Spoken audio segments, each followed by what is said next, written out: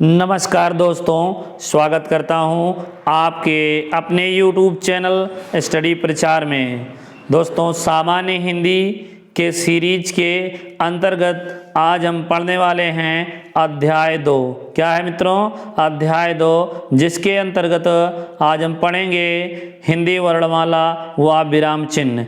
मित्रों, आपने इसका चैप्टर 1 अध्याय 1 आपने नहीं देखा है तो आप जाकर प्लेलिस्ट में देख सकते हैं। प्लेलिस्ट बना दी गई है, उसमें संपूर्ण वीडियो आपको मिल जाएंगे। तो दोस्तों, आशा करता हूँ आप लोग स्वस्थ होंगे, मस्त होंगे और व्यस्त होंगे और आप अथक प्रयास कर रहे होंगे। तो चले दोस्तों, हम सीरीज को आगे बढ़ाते हैं, जो कि यह सीरीज है विगत वर्षों में पूछे गए एवं संभावित प्रश्नों के लिए है फ्रेंड्स, जो कि जैसे यूपीएसआई, यूपीपी, एमपीएसआई, बिहार ईसाई, BEd, UP TET, C TET and super TET और यूपी ट्रिपल एससी, वीडियो, लेखपाल जैसे अन्य प्रतियोगी परीक्षाओं के लिए बेहद इम्पॉर्टेंट सीरीज है फ्रेंड्स। तो चलिए हम बिना देरी किए इसे स्टार्ट करते हैं। चलिए दोस्तों, आप देख पा रहे होंगे यहाँ पर हमारा जो है वर्ण के भेद पूछ रहा है। क्या वर्ण के भेद की बात करते हैं तो वर्ण के 2 भेद होते हैं, स्वर और व्यंजन। क्या है? स्वर और व्यंजन। हम स्वर की बात करते हैं तो स्वर यहाँ पर 3 टाइप से देख सकते हैं, जो कि जिनकी संख्या होती है 11, और भेद की बात करें तो 3 भेद होते हैं, और मात्राएं की बात करें तो मात्राएं 10 होती हैं। फ्रेंड्स, यहाँ पर जो आ की मात्राएं हैं, आ की मात्रा नहीं गिनी जाती है। आप देख पा रहे होंगे जो कि मात्रा है, आप देख पा रहे हैं, नीचे देख सकते हैं कि मात्रा 2, 2, 4, 2, 6, 1, 7, 1, 8, 1, 9, 10 मात्राएं आती हैं, जिसके अंतर्गत आप देख पा रहे होंगे फ्रेंड्स। तो सबसे पहले हम 11 संख्या इनकी देखते हैं। तो यहाँ पर 11 संख्याएं होती हैं, संख्या की बात करें तो। और यहाँ पर भेद की बात करें तो मित्रों, स्वर, ह्रस्व और दीर्घ, प्लुत, 3 इसके भेद होते हैं। इस प्रकार 3 भेद होते हैं। और मात्राएं की बात करें तो मात्राएं 10 होती हैं। आप देख पा रहे होंगे 10 मात्राएं होती हैं। चलिए फ्रेंड्स, आगे हम देखते हैं। यहाँ पर व्यंजन के आधार पर बात करें तो व्यंजन को 3 तरह से देख सकते हैं, जो कि मूल संख्या और कुल संख्या, और यहाँ पर भेद देख रहे हैं फ्रेंड्स। क्या? भेद। अगर यहाँ दोस्तों बात करें हम मूल संख्या की तो यहाँ पर इस प्रकार देख पा रहे होंगे कि स्पर्श व्यंजन जो कि 25 होते हैं, और अंतस्थ व्यंजन जो कि 4 होते हैं, और उस व्यंजन कितने होते हैं? 4 होते हैं। कुल 33 व्यंजन इस प्रकार हो जाते हैं। कितने मित्रों? कुल 33 व्यंजन हो जाते हैं। इस प्रकार अगर मूल पूछे तो फ्रेंड्स 33 होते हैं, और कुल की बात करता है यहाँ पर तो हम कुल को देख लेते हैं, जो कि यहाँ पर देख पा रहे होंगे कि स्पर्श व्यंजन जो कि 25 होते हैं, और अंतस्थ व्यंजन जो कि यहाँ पर 4 होते हैं, और ऊष्म व्यंजन आपके 4 होते हैं, और संयुक्त व्यंजन 4 होते हैं, और यहाँ पर द्विगुण व्यंजन है जो कि 4 होते हैं। इस प्रकार टोटल कुल व्यंजन की बात करें मित्रों तो कुल व्यंजन की संख्या कितनी हो जाती है? कुल 39 व्यंजन। और मूल व्यंजन की बात करता है तो यहाँ पर आपको 33 बताना होगा। चले अगले भेद की तरफ बढ़ते हैं। तो यहाँ भेद 3 बताया गया है, जो कि पहला है, क्या है कि स्पर्श व्यंजन जो कि 25 माने गए हैं, और अंतस्थ व्यंजन 4 माने गए हैं, और ऊष्म व्यंजन 4। इस प्रकार आप देख पा रहे हैं इनकी कुल संख्या हो जाती है भेद की 3 हो जाते हैं फ्रेंड्स। क्या? 3। चलिए आगे हम बढ़ते हैं। यहाँ पर आप एक नोट में देख पा रहे होंगे कि नोट ये जो कह रहा है कि ई, क्या है मित्रों? ई और बड़ी ई एवं री स्त्रीलिंग वर्ण में आते हैं फ्रेंड्स। स्त्रीलिंग वर्ण हैं। अगर ये परीक्षा में पूछे जा चुके हैं कि स्त्रीलिंग निम्न में से कौन है, तो आप इसे बता सकते हैं। चलिए फ्रेंड्स आगे बढ़ते हैं। आगे यहाँ पर आपसे देख पा रहे होंगे जो कि आपसे कह रहा है वर्णमाला। क्या है? वर्णमाला की बात करता है तो वर्णमाला कुल 52 वर्ण होते हैं। वर्णमाला में कुल कितने वर्ण होते हैं? 52 होते हैं, जिसे हम स्वर को अच कहते हैं और व्यंजन को हल कहते हैं। आप देख पा रहे होंगे, तो यहाँ पर आप देख पा रहे होंगे फ्रेंड्स, स्वर की बात करें तो स्वर जिसके अंतर्गत दीर्घ स्वर एवं लघु स्वर आते हैं, और जिनकी संख्या कितनी होती है मित्रों, जिनकी संख्या यहाँ पर देख पा रहे हैं 4 होती है। और दीर्घ या गुरु इसे कहते हैं, या फिर संधि स्वर भी कहते हैं, जिनकी संख्या की बात करें तो 7 होती है। और फ्रेंड्स बात करें प्लुत स्वर तो इसकी संख्या 1 होती है। अब यहाँ हम डिटेल में देखते हैं कि ह्रस्व स्वर या लघु स्वर कितने होते हैं, तो यहाँ पर 4 देख पा रहे होंगे, और इन्हें मूल स्वर भी कहते हैं। क्या कहते हैं? मूल स्वर भी कहते हैं। अगर हम बात करें यहाँ पर दीर्घ स्वर या संधि स्वर या फिर गुरु स्वर, क्या है? दीर्घ स्वर भी कह सकते हैं इसे, और गुरु स्वर भी, और संधि स्वर। इस प्रकार इनकी संख्याएं देख लेते हैं कि इनकी संख्या 7 होती है। और आगे देख पा रहे हैं मित्रों, आगे जो कि कह रहे हैं कि अगर इनकी बात करें तो इनमें एक मूल दीर्घ स्वर होता है और संयुक्त स्वर होता है। फ्रेंड्स यहाँ मूल दीर्घ स्वर की बात करते हैं तो 3 इनकी संख्या होती है, और संयुक्त स्वर की बात करें तो यहाँ पर 4 संख्या होती है। तो दोस्तों ये मूल स्वर क्या है, जो कि मूल कहलाता है, यहाँ पर आप देख पा रहे हैं, और संयुक्त क्या है, ये 2 स्वर से मिलकर बने होते हैं। चलिए हम यहाँ पर पीछे देखते हैं कि व्यंजन की बात करें तो व्यंजन जिसे हल कहते हैं, आप देख पा रहे हैं कि 3 भागों में यहाँ पर दिया गया है कि पहला स्पर्श व्यंजन, या इसे वर्गीय व्यंजन भी कहते हैं, या इसे उदित व्यंजन भी कहते हैं। फ्रेंड्स इस प्रकार इसकी संख्या जो होती है 25 होती है।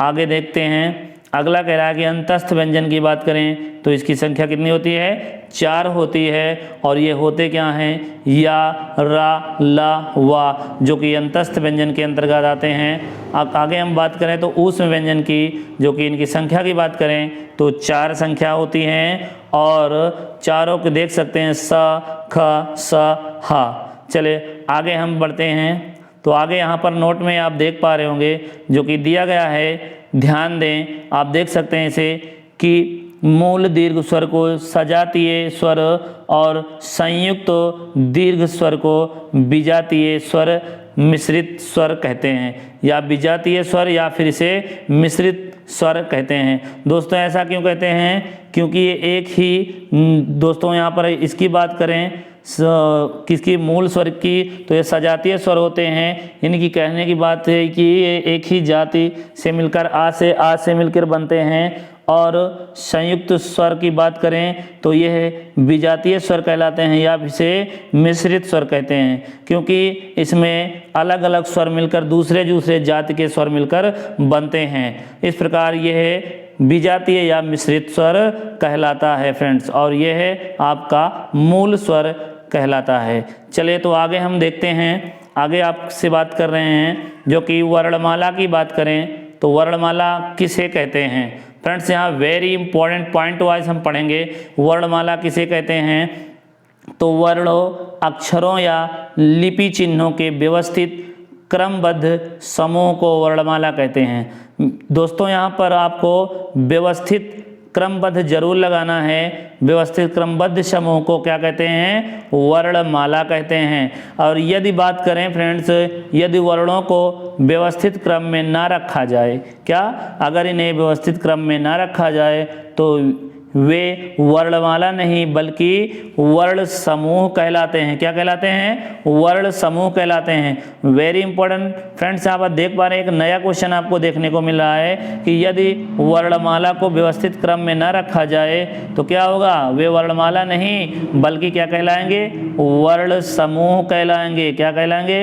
वर्ण समूह। जैसे आप नीचे देख पा रहे होंगे यहाँ पर लिखा गया है कि जैसे क, ख, ग, घ, अंगा, और इसी तरह यहाँ छ, त्र, ज्ञ तक ये आपका एक व्यवस्थित क्रम में लिखा गया है, तो इसे हम वर्णमाला कहेंगे दोस्तों। यदि आप देख पा रहे हैं खा पहले लिख दिया गया है, चा लिखा गया है, मा, ता, पा, छ और ज्ञ, स्र, र, इस प्रकार यह क्रम से नहीं लिखा गया है तो इसे हम वर्ण समूह कह सकते हैं। फ्रेंड्स क्या कहेंगे? वर्ण समूह कहेंगे। क्वेश्चन आपसे किसी ना किसी बहाने पूछा जा सकता है।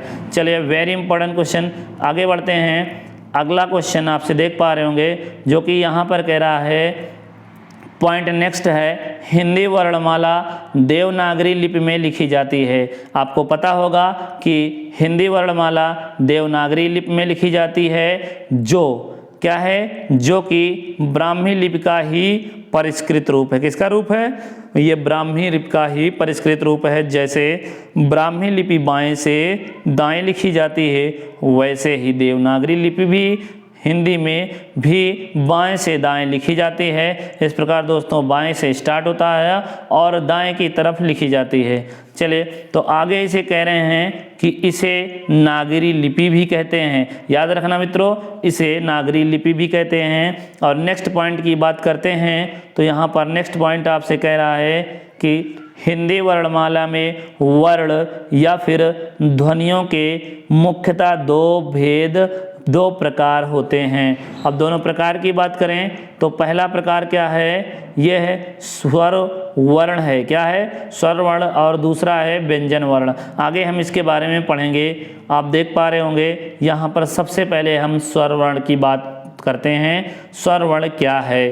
तो चले देखते हैं। स्वर वर्ण जिन वर्णों का उच्चारण स्वतंत्र रूप से बिना किसी अवरोध के तथा बिना किसी दूसरे वर्ण की सहायता से होता है, उसे स्वर वर्ण कहते हैं मित्रों। आगे बात करें तो स्वरों की संख्या कितनी होती है? 11 होती है स्वरों की संख्या। आप यहाँ पर देख पा रहे होंगे, स्वर यहाँ पर आपको 11 दिए गए हैं, आप देख सकते हैं। आगे हम अगले पॉइंट की ओर बात करते हैं, तो आपसे अगला पॉइंट देख पा रहे होंगे, स्वर स्वतंत्र होते हैं एवं व्यंजन के उच्चारण में सहायक होते हैं। इन्हें अच भी कहा जाता है। ये नया क्वेश्चन फ्रेंड्स आप देख पा रहे होंगे, हर जगह आप देखने को आपको नहीं मिलेगा। तो आप देख सकते हैं कि इसे क्या कहा जाता है, कि इन्हें अच भी कहा जाता है। यानी कि स्वर स्वतंत्र होते हैं एवं व्यंजनों के उच्चारण में सहायक होते हैं, और इन्हें क्या कहा जाता है? अच भी कहा जाता है। ऑप्शन में पूछा जा सकता है। अगला जो है पॉइंट है, कालमान की बात करें फ्रेंड्स। कालमान किसको कहते हैं? मात्रा को कहते हैं मित्रों। किसको कहते हैं? मात्रा को। यह एक नया क्वेश्चन देख पा रहे होंगे कि मात्रा को कहते हैं कालमान। आपसे पूछा जा सकता है कालमान के आधार पर अगर स्वर की बात करें तो स्वर दोस्तों 3 प्रकार के होते हैं कालमान के आधार पर। आगे आप देख पा रहे होंगे 3 प्रकार कौन कौन से हैं कालमान के आधार पर या फिर मात्रा के आधार पर आपसे क्वेश्चन किया जा सकता है। तो यह कालमान या मात्रा के आधार पर 3 प्रकार के होते हैं। पहला है हास्य स्वर या लघु स्वर, या उसे मूल स्वर कहते हैं। आप देख पा रहे हैं इसका 3 नाम यहाँ पर दिखाया जा रहा है। 3 नाम आप देख सकते हैं, हास्य स्वर, लघु स्वर या फिर मूल स्वर। इस प्रकार ये पहला हो गया। और दूसरे की बात करते हैं दीर्घ स्वर या फिर गुरु स्वर या संधि स्वर। आप देख पा रहे होंगे इसका भी यहाँ पर 3 नाम दिया गया है। आप देख पा रहे होंगे गुरु स्वर और संधि स्वर। अगले की बात करते हैं, किसी भी तरीके से आपसे पूछा जा सकता है। अगले क्वेश्चन की बात करते हैं। अगला पॉइंट जो कि है कि प्लुत स्वर। क्या है? प्लुत स्वर। इस प्रकार कालमान या मात्रा के आधार पर 3 होते हैं। आगे बढ़ते हैं। किंतु यहाँ पर कुछ दे रहा है कि किंतु उत्पत्ति के आधार पर। किसके आधार पर मित्रों? अगर आपसे उत्पत्ति के आधार पर पूछता है तो क्या है? पर स्वर 2 प्रकार के होते हैं। याद रखना, यहाँ पर सिर्फ उत्पत्ति लगा देगा तो 2 प्रकार के होते हैं। पहला आपका है ह्रस्व और दूसरा क्या है? दीर्घ। आप आगे देख पा रहे होंगे जो कि यहाँ पर पहला दिया गया है ह्रस्व। क्या है? ह्रस्व, लघु, मूल स्वर इन्हें कहते हैं। आप किसी भी नाम से इसे देख पाएंगे। क्या कहेंगे इसे? ह्रस्व और क्या होगा मित्रों?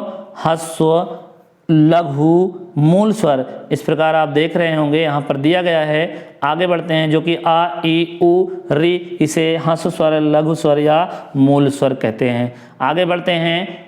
आगे यहाँ पर आप पॉइंट वाइज देख पाएंगे। वेरी इंपॉर्टेंट पॉइंट है फ्रेंड्स, देखिएगा कि ह्रस्व स्वर को लघु स्वर एवं मूल स्वर भी कहते हैं। इनकी संख्या की बात करते हैं तो संख्या कितनी होती है? 4 होती है। आप पीछे देख चुके हैं। आगे देखते हैं। नेक्स्ट पॉइंट आपसे कह रहा है कि जिन स्वरों के उच्चारण में कम से कम समय लगता है उसे ह्रस्व स्वर कहते हैं। याद रखना, चले अगले पॉइंट की बात करें तो हंस स्वरों को स्वतंत्र स्वर माना जाता है। क्या माना जाता है? हंस स्वरों को स्वतंत्र स्वर माना जाता है। आगे कह रहे हैं क्योंकि इनका निर्माण स्वतंत्र रूप से होता है, अर्थात बात करें तो अर्थात इनके निर्माण में अन्य स्वर उत्तरदायी नहीं होते हैं। आगे पॉइंट देख पा रहे होंगे। अगले पॉइंट की तरफ बढ़ते हैं तो अगला पॉइंट आपसे ये कह रहा है कि हंस स्वरों के उच्चारण में एक मात्रा का समय लगता है। कितने मात्रा का? एक मात्रा का समय लगता है, इसीलिए इन्हें एक मात्रिक स्वर भी कहते हैं। वेरी इंपॉर्टेंट, आप देख पा रहे होंगे कि हंस स्वरों के उच्चारण में एक मात्रा का समय लगता है, इसीलिए इसे क्या कहते हैं? एक मात्रिक स्वर भी कहते हैं। आप आगे पॉइंट देख पा रहे होंगे। दूसरे यहाँ पर 2 नंबर दिया गया है कि दीर्घ स्वर, गुरु स्वर और संधि स्वर के बारे में पढ़ेंगे, जो कि आपके पास यहाँ पर दिया गया है, जिसका नाम क्या क्या हो सकता है। दीर्घ स्वर, गुरु स्वर और संधि स्वर के बारे में आगे पढ़ते हैं। चलिए तो यहाँ पर इसके बारे में देख पा रहे होंगे पॉइंट वाइज, जो कि दीर्घ स्वर को गुरु स्वर एवं संधि स्वर के नाम से भी जाना जाता है और इन्हें संधि स्वर इसलिए कहा जाता है क्योंकि इनका निर्माण 2 स्वरों के मेल से होता है। मित्रों, संधि का अर्थ ही होता है मेल, तो संधि स्वर इसे इसलिए कहते हैं कि इसका जो निर्माण होता है 2 स्वरों के मेल से होता है। जिस प्रकार मिलकर यहाँ पर देख पा रहे होंगे कि आ प्लस आ बराबर आ, ई प्लस ई बराबर ई और उ प्लस उ बराबर उ, इस प्रकार ये है आपका गुरु स्वर, संधि स्वर, या फिर मतलब कह सकते हैं ये क्या है? संधि स्वर। इसीलिए इसको कहा जाता है क्योंकि ये 2 स्वरों के मेल से बनते हैं। चलिए तो आगे हम यहाँ पर देख रहे होंगे फ्रेंड्स, जो कि कह रहा है कि आ, ई, उ वर्णों का निर्माण समान स्वरों के मेल से होता है, इसीलिए इसे मूल दीर्घ स्वर कहते हैं। फ्रेंड्स, समान स्वर यानी कि यहाँ पर आ है और आ है, ई है और ई है, उ और उ, ये मिलकर यहाँ पर बनाते हैं बड़ा, बड़ी, बड़ेऊ। तो इस प्रकार ये समान स्वर से मिलते हैं, इसलिए हम इसे मूल दीर्घ स्वर कहते हैं। चलिए इनकी संख्या की बात करते हैं तो संख्या 3 मानी गई है। वेरी इंपॉर्टेंट, आप इसे नोट कर सकते हैं। अगले की बात करते हैं जो कि यहाँ पर दिया गया है, आप देख पा रहे होंगे, जो कि यहाँ पर दिया गया है लिस्ट में कि कह रहा है कि ए, ऐ, ओ, औ वर्णों का निर्माण असमान स्वरों से होता है। असमान यानी कि अलग अलग स्वरों से होता है, इसलिए मेल से होता है, इसलिए इन्हें संयुक्त स्वर कहते हैं। क्या मित्रों? संयुक्त स्वर कहते हैं, आप देख पा रहे होंगे।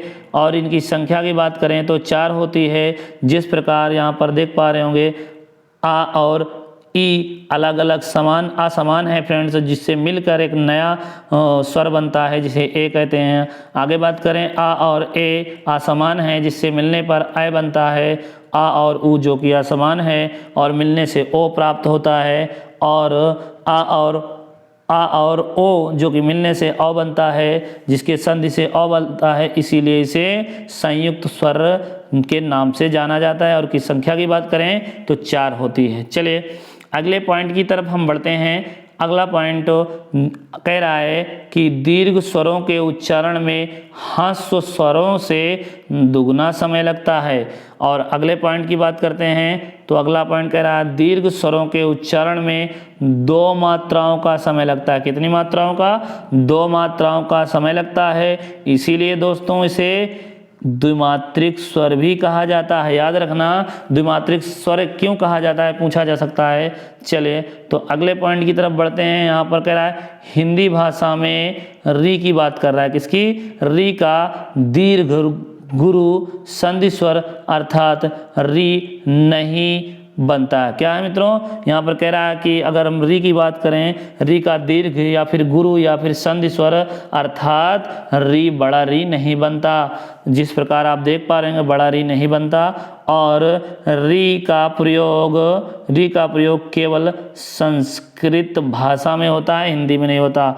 चलिए तो आगे कह रहे हैं इसलिए इसे लघु स्वर के अंतर्गत रखा गया है, लेकिन दीर्घ, आगे देखते हैं, लेकिन दीर्घ स्वरों की श्रेणी में नहीं रखा गया है। आप इसे देख सकते हैं फ्रेंड्स, दीर्घ श्रेणी में ये नहीं रखा गया है, स्वरों की श्रेणी में नहीं रखा गया है, ये संस्कृत में रखा गया है। चलिए अगले पॉइंट की तरफ हम बढ़ते हैं। मित्रों वीडियो आपको पसंद आ रही हो तो लाइक बनते चलिएगा, लाइक करते चलिएगा। और चलिए तो आगे बढ़ते हैं। दीर्घ स्वरों की संख्या की बात करें तो यह संख्या 7 होती है। क्या? दीर्घ स्वरों की संख्या कितनी होती है? 7। आगे बढ़ते हैं, जिन्हें 2 भागों में बांटा गया है। कितने भागों में? अब आप देख पा रहे होंगे 2 भागों में। क्या है? पहला है मूल दीर्घ स्वर और दूसरा है संयुक्त दीर्घ स्वर। और मूल दीर्घ स्वर की बात करें तो इनकी संख्या कितनी होती है? 3 होती है। जिस प्रकार आप देख पा रहे होंगे, आ बड़ा आ है और बड़ी ई है और बड़ा ऊ है। और संयुक्त की बात करें, संयुक्त दीर्घ स्वर, तो इनकी संख्या 4 होती है। ए है छोटा ए और बड़ा ए और ओ और औ, इनकी संख्या इस प्रकार 4 हो जाती है। अगले पॉइंट की ओर बढ़ते हैं तो अगला पॉइंट आपसे कह रहा है कि प्लुप्त स्वर। क्या है फ्रेंड? प्लुप्त स्वर की बात करें तो ये कह रहा है कि वैसे तो हिंदी वर्णमाला के अंतर्गत किसी भी प्रकार के प्लुप्त स्वर की व्यवस्था नहीं की गई है। याद रखना, वैसे बात करें तो हिंदी वर्णमाला के अंतर्गत किसी भी प्रकार के प्लुप्त स्वर की व्यवस्था नहीं की गई है। अर्थात बात करें तो हिंदी वर्णमाला में प्लुप्त स्वर के लिए किसी भी प्रकार की लिपि, चिन्ह एवं मात्रा का प्रयोग नहीं किया गया है। किंतु यहाँ कह रहा है वैदिक भाषा में, किसमें फ्रेंड्स? जिसे हम संस्कृत कहते हैं, में प्लुप्त शब्द का प्रयोग देखने को मिलता है, जिसके लिए तीन अंक के आकार के चिन्ह का प्रयोग किया जाता है। आप देख पा रहे होंगे, अगर देखेंगे तो यह आपको वैदिक संस्कृत में मिलेगा, जो कि तीन के लिए अंक के आकार का जैसे चिन्ह प्रयोग होता है, किया जाता है फ्रेंड्स। चले अगले पॉइंट की ओर हम बढ़ते हैं। तो प्लुप्त स्वरों के उच्चारण में 3 मात्रा का समय लगता है। कितनी मात्रा का? 3 मात्रा का समय लगता है, इसीलिए इसे त्रिमात्रिक स्वर कहा जाता है। दोस्तों आपसे पूछा जा सकता है निम्न में से त्रिमात्रिक स्वर कौन सा है? तो जिसमें 3 मात्राओं का समय लगता है उसे त्रिमात्रिक स्वर कहते हैं। आगे देखेंगे, यहाँ पर आपको दिखाया गया है त्रिमात्रिक, आप देख पा रहे होंगे ओम, ये प्लुप्त स्वर है, ये त्रिमात्रिक देख सकते हैं, त्रिमात्रिक स्वर कहा जाएगा। चले आगे बढ़ते हैं। यहाँ पर आप पॉइंट वाइज है, आप देख पा रहे होंगे कि स्वरों से संबंधित कुछ महत्वपूर्ण तथ्य के बारे में हम बात करेंगे। जिसे आप देख पा रहे होंगे, वेरी इंपॉर्टेंट है तथ्य, आप फ्रेंड्स इसे नोट कर लीजिएगा या फिर वीडियो को पॉज करके स्क्रीनशॉट मार सकते हैं। चले तो कह रहा है कि हिंदी भाषा में 10 मात्राएं होती हैं। आपको पहले भी बताया जा चुका है कि 10 मात्राएं होती हैं, मात्राएं आप देख सकते हैं। और हिंदी में आ के लिए किसी भी प्रकार की मात्रा की व्यवस्था नहीं की गई है, इसीलिए मात्राएं 10 हो जाती हैं। कितनी हो जाती हैं? 10 हो जाती हैं, नहीं तो मात्राएं 11 हो जाती है अगर इसके लिए व्यवस्था की गई होती तो। चलिए अगला पॉइंट है, मात्राएं केवल स्वरों की होती हैं, व्यंजनों की नहीं होती। दोस्तों याद रखना, वेरी इंपॉर्टेंट। आगे बात करें तो आगे कह रहा है कि हिंदी भाषा में लिरी, क्या फ्रेंड्स? लिरी को विलुप्त स्वर माना जाता है। क्या आपसे पूछा जा सकता है किसको विलुप्त स्वर माना जाता है? तो लिरी को, क्योंकि हिंदी भाषा में लिरी का कोई प्रयोग नहीं होता। किंतु वैदिक भाषा की बात करें संस्कृत में तो लिरी को स्वरों की श्रेणी में रखा जा गया है। लिरी का उच्चारण स्थान की बात करें तो यह दंत माना गया है। फ्रेंड्स आपसे पूछा भी जा सकता है, फिलहाल पूछा नहीं जाता, अगर लिरी का पूछ लिया जाए तो इसका उच्चारण स्थान तो आप क्या बताएंगे? तो इसका उच्चारण स्थान दंत माना जाएगा। किसका? लिरी का दंत माना जाएगा। क्या फ्रेंड्स? दंत। आगे पॉइंट पे बढ़ते हैं तो संस्कृत वर्णमाला की बात करें, यहाँ पर आपसे कभी पूछा जा सकता है कि संस्कृत वर्णमाला में स्वरों की संख्या कितनी होती है? तो फ्रेंड्स आप यहाँ पर स्वरों की संख्या बताएंगे 13 बताएंगे, कितने 13 बताएंगे। और आप नीचे देख पा रहे होंगे, इसे काउंट भी कर सकते हैं कि संस्कृत वर्णमाला में स्वरों की संख्या कितनी होती है। संस्कृत अगर लगा देगा तो आपको 13 बताना पड़ेगा। आप देख सकते हैं यहाँ पर 1 2 3 4 5 6 7 8 9 10 11 12 13 इस प्रकार मित्रों संस्कृत वर्णमाला में 13 स्वर होते हैं। चलिए आगे बात करते हैं। वेरी इंपॉर्टेंट है कि डॉक्टर भोलानाथ तिवारी की बात करते हैं तो इनके अनुसार स्वरों की संख्या 10 है, क्योंकि ये बात करते हैं क्योंकि वे री को स्वर नहीं मानते हैं। अगर फ्रेंड्स यहाँ पर क्वेश्चन आपसे ये पूछा जाए कि डॉक्टर भोलानाथ तिवारी के अनुसार स्वरों की संख्या कितनी है तो आपको 10 बताना है, क्योंकि वे री को स्वर नहीं मानते। चले वेरी इंपॉर्टेंट क्वेश्चन है, पूछा भी जा सकता है। कह रहे हैं आगे 2 या 2 से अधिक वर्णों, किसकी बात कर रहा है, 2 या 2 से अधिक वर्णों या फिर अक्षरों के योग से शब्द का निर्माण होता है। वेरी इंपॉर्टेंट, आप इसे एक बार फिर से समझ सकते हैं कि 2 या 2 से अधिक वर्णों या फिर वर्णों की बात करें या अक्षरों के योग से, किससे, योग से शब्द का निर्माण होता है। याद रखना किसका निर्माण होता है, शब्द का निर्माण होता है। Very important.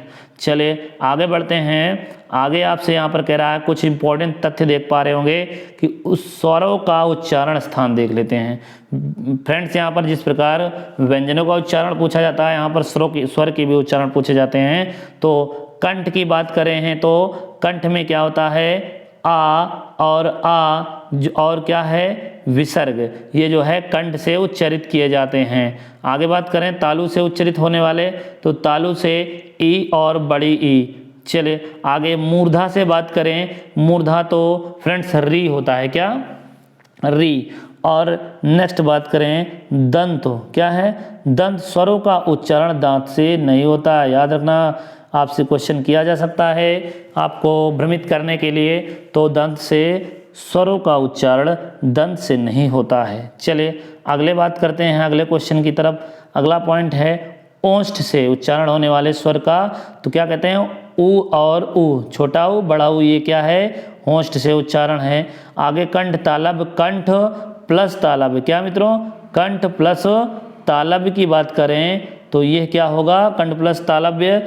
आप देख पा रहे होंगे ए और ऐ, क्या है, ए और ऐ, जो कि कंठ तालब होंगे। आप इसे देख पा रहे होंगे कि यहाँ पर देख रहे होंगे ए की बात करें, देख पा रहे होंगे ए की बात करें तो ये क्या है, ए आपका, आप देख पा रहे होंगे कि कंठ ए, एक जो है कंठ से, कहने का मतलब ये है ए जो बना है किसके योग से बना है, आ के योग से बना है, जो कि आ कहलाएगा आपका कंठ से। और जो ई है, ई आप देख पा रहे होंगे, ई जो है तालु से है। इस प्रकार दोनों मिलेंगे तो आपका क्या बन जाएगा, कंठ तालव्य बन जाएगा। आगे बात करें, आगे देखते हैं तो यहाँ पर आपको क्या कह रहा है कि कंठ तालव्य है। ए की बात करें, ए यहाँ पर ए की बात करें किससे मिलकर बना है, तो ये आ से जो कि कंठ है और तालु ए से मिलकर बना है। इस प्रकार ये कंठ तालव्य कहलाएगा। आगे बात करें कंठोष्ठ, क्या है, कंठोष्ठ। आप देख पा रहे हैं फ्रेंड्स, कंठोष्ठ की बात करते हैं तो इसके अंतर्गत ए और ऐ आता है, जो कि ए जो है कंठ से है और ई तालु से है। इस प्रकार ये है ए कंठ तालव्य कहलाएगा। आगे बात करते हैं ए जो कि ऐ है, ऐ आ कंठ से और ए तालव्य से बना है, यह कंठ तालव्य कहलाएगा। फ्रेंड्स से रिपीट हो गया, चलिए तो कोई बात नहीं, आगे बढ़ते हैं। कंठोष्ठ की बात करते हैं जिसके अंतर्गत ओ और औ आता है। ओ और औ, जो कि ओ जो है कंठ से, कंठ ओ जो है किसके योग से बनता है, छोटा आ जो कि कंठ से बोला जाता है और उ जो कि ओष्ठ से बोला जाता है। इस प्रकार दोनों मिलते हैं तो यह कंठोष्ठ बनता है, क्या, कंठोष्ठ बनता है, कंठोष्ठ।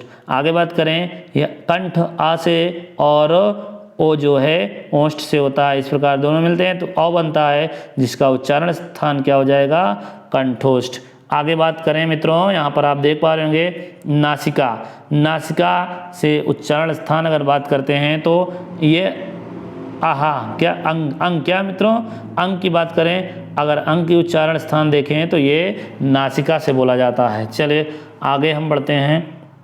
आगे आप पॉइंट देख पा रहे होंगे, पॉइंट में आपसे कह रहा है कि हिंदी में मूल उच्चारण स्थानों की संख्या 5 है। कितनी है?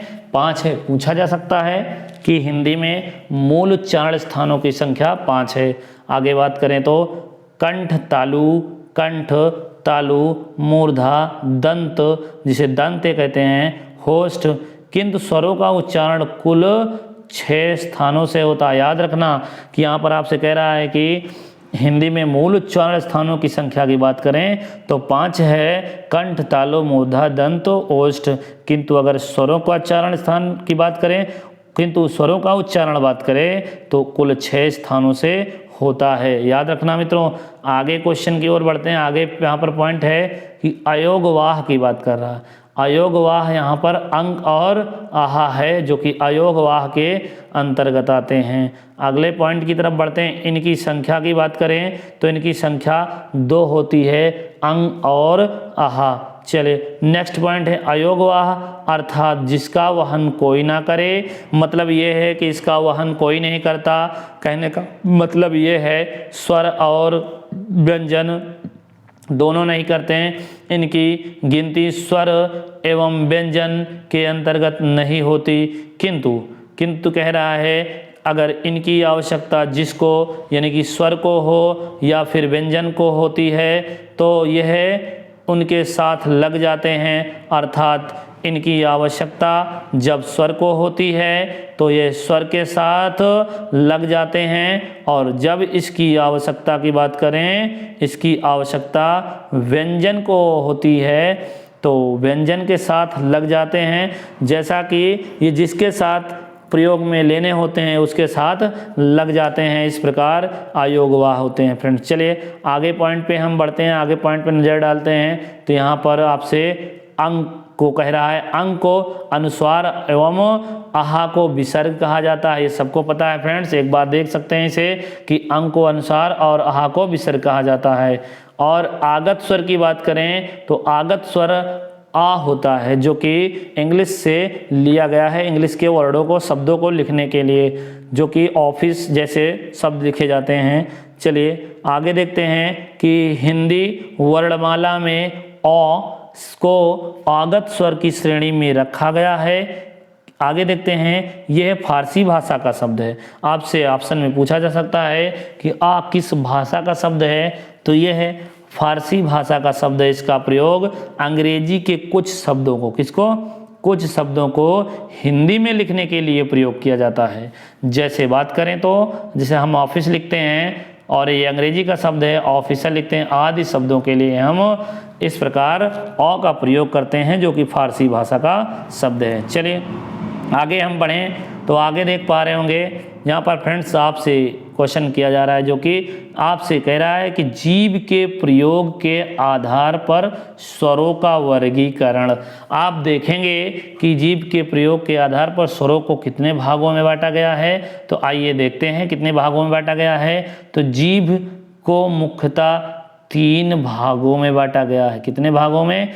3 भागों में। आप तीनों भाग को देख सकते हैं जो कि कह रहा है पहला भाग है अग्र भाग, दूसरा है मध्य भाग, तीसरा है पश्च भाग, यानी कि पिछला अगला भाग और बीच का भाग और पिछला भाग। चलिए हम इसे एक एक समझते हैं।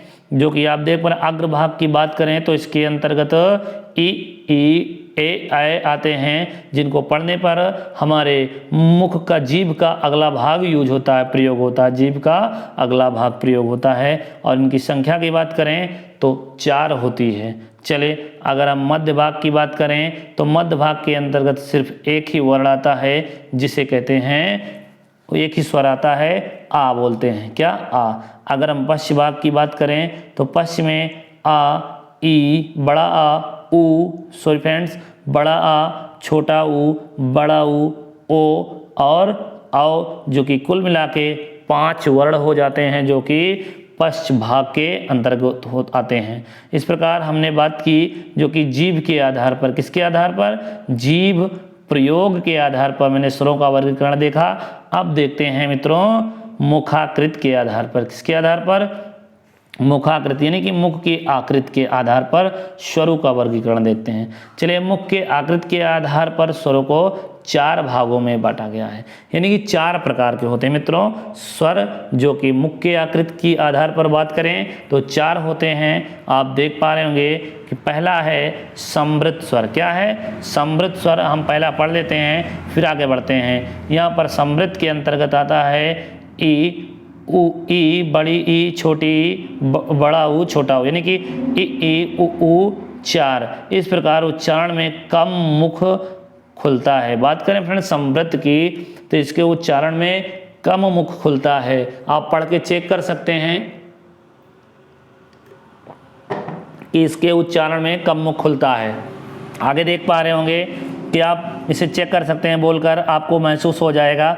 चले, अगला है मित्रों अर्ध स्वर। इसी में दूसरा नंबर है अर्ध समृद्ध। अर्ध समृद्ध का मतलब ये है जिसमें फ्रेंड्स थोड़ा अधिक मुख खुलता है। इसके अंतर्गत ए और ओ आते हैं। इसके उच्चारण में समृद्ध से, किससे, आपने जो पीछे पढ़ा, समृद्ध से थोड़ा सा अधिक मुख खुलता है। इसकी पहचान यही है। आप इसे देख भी सकते हैं, उसमें आप पढ़ते थे कि ई तो थोड़ा सा खुलता था और यहाँ पर ए थोड़ा ज़्यादा खुलेगा। इस प्रकार इसे पहचान सकते हैं आप खुद। आगे देखेंगे, आगे है तीसरा इसका जो कि विवृत। क्या, विवृत। इसके अंतर्गत आ आता है और इसके उच्चारण में मुख का सबसे अधिक खुलता है। मुख जो होता है सबसे अधिक खुलता है। आप बोलकर देख सकते हैं आ, यानी कि पूरा मुख खुलता है। चलिए आगे बढ़ते हैं। चौथा अर्ध विवृत। क्या, अर्ध विवृत, जिसके आगे देख पा रहे होंगे कि छोटा आ, बड़ा ए, औ, जो कि आगत स्वर है। इस प्रकार बात करें तो विवृत से कम और अर्ध संवृत से थोड़ा सा अधिक मुख खुलता है। यानी कि आपको तुलना करा के कह रहा है कि विवृत किससे, विवृत से कम थोड़ा सा और अर्ध समृद्ध से थोड़ा अधिक खुलता है। आप इसे पढ़ के देख सकते हैं, जैसे कि अ, ए, ओ, आ थोड़ा दोनों से कम खुलता है। इस प्रकार यह अर्ध विवृत हो जाएगा। हमने चारों के बारे में बात कर लिया है जो कि मुख के आधार पर वर्गीकरण किया गया है। पहला समृद्ध स्वर है और दूसरा अर्ध समृद्ध स्वर है, तीसरा विवृत स्वर है और चौथा अर्ध विवृत स्वर। आप देख पा रहे होंगे, इसे आप एक स्क्रीनशॉट ले सकते हैं और नोट डाउन कर सकते हैं। चलिए अगले क्वेश्चन की बात करें, अगला पॉइंट, तो यहाँ पर हम बात करेंगे ओठ के प्रयोग के आधार पर स्वरों का वर्गीकरण। अभी आपने पढ़ा तो अब अभी आपने पढ़ा था जो कि मुखाकृत के आधार पर, और आपने क्या पढ़ा, और आपने पढ़ा मुखाकृत के आधार पर, और इसके अब बाद आप पढ़ेंगे हम यहाँ पर ओठ के आधार पे। क्या है मित्रों, ओठ प्रयोग के आधार पर स्वरों का वर्गीकरण। चलिए तो पढ़ते हैं। यहाँ पर आप देख पा रहे हैं ओठ के क्या है, ओष्ठ के प्रयोग के आधार पर स्वर 2 प्रकार के होते हैं मित्रों। कितने प्रकार के, अगर ओष्ठ प्रयोग के आधार पर बात करें तो स्वर 2 प्रकार के होते हैं। दोनों प्रकार कौन से हैं आप देख पा रहे होंगे। पहला है व्रतमुखी और दूसरा है आवृतमुखी, या फिर इसे अर्धव्रतमुखी भी कह सकते हैं। चलिए तो दोस्तों यहाँ पर व्रतमुखी का मतलब है जिसे हम पढ़ें तो व्रत की तरह आपका होंठ बन जाए, और जो आवृतमुखी है जो होंठ उसकी तरह व्रत की तरह ना बने। क्या फ्रेंड्स, ना बने। आप आगे देख पा रहे होंगे। चलिए हम इसको डिटेल में ही पढ़ते हैं। आगे देखते हैं। यहाँ पर व्रतमुखी कह रहा है, पहले व्रतमुखी कह रहा है, हम व्रतमुखी को देखते हैं।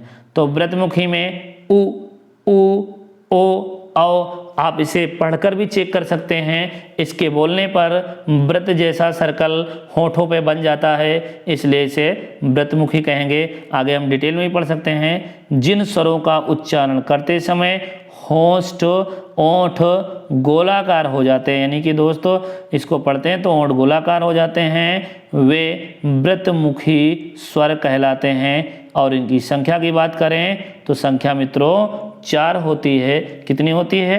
4। आगे देखते हैं, आगे कह रहा है दूसरा नंबर अव्रतमुखी या फिर अर्धव्रतमुखी, जिसके बारे में जिन स्वरों का उच्चारण करते समय होस्ट गोलाकार ना हो। फ्रेंड्स क्या हो? अगर हम पढ़ें तो हमारा ओंठ गोलाकार ना हो तो वह क्या होगा? आवृतमुखी होगा या फिर अर्धव्रतमुखी कहलाएगा। चलिए और इनकी संख्या की बात करें मित्रों तो इनकी संख्या होती है 6 और इनकी संख्या 6 होती है। आप इन्हें देख भी पा रहे होंगे, अ आ इ ई ए ऐ। इस प्रकार आप इसे पढ़ते हैं तो हमारा मुख का जो आकृत है वह होंठ का आकृत है जो हमारा वो नहीं बन पा रहा है, जो कि गोले की तरह, एक गोले की तरह नहीं बन पा रहा, इसलिए आवृतमुखी या अर्धव्रतमुखी कहलाएगा। चलिए आगे बढ़ते हैं, व्यंजन की बात करते हैं। फ्रेंड्स हमें लगता है यहाँ पर वीडियो बड़ा लंबा हो जा रहा है फ्रेंड्स, तो हम नेक्स्ट पार्ट में इसे कवर करेंगे, जो कि व्यंजन के अंतर्गत जितने भी इम्पोर्टेंट क्वेश्चन बनेंगे हम नेक्स्ट वीडियो में चर्चा करेंगे, इसलिए वीडियो लंबा हो जाए फ्रेंड्स। यदि हमारा वीडियो आपको पसंद आया हो तो प्लीज़ सब्सक्राइब कर दीजिएगा और लाइक भी कर दीजिएगा और अपने फ्रेंड्स को शेयर भी कर दीजिएगा फ्रेंड्स। तो मिलते हैं एक नए वीडियो में एक नेक्स्ट टॉपिक के साथ, और इसका अगला जो कि हिंदी वर्णमाला के अंतर्गत व्यंजन के बारे में पढ़ेंगे। तो तब तक के लिए मित्रों दोस्तों जय हिंद, जय भारत, वंदे मातरम।